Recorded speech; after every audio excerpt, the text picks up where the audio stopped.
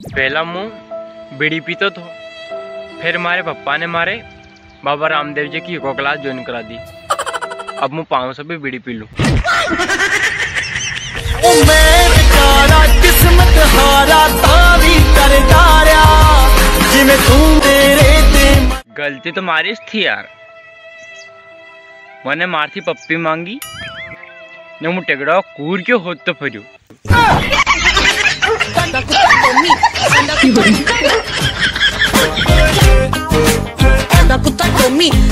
दर दर की ठोकरे खाई माँ बाप ने कि हमारे घर छोरो वेगा न वो छोरो इंस्टाग्राम पर एंजल परी ने इंस्टा क्वीन ने पापा की परी बने बैठो। काई जमाना आई गयो दादा।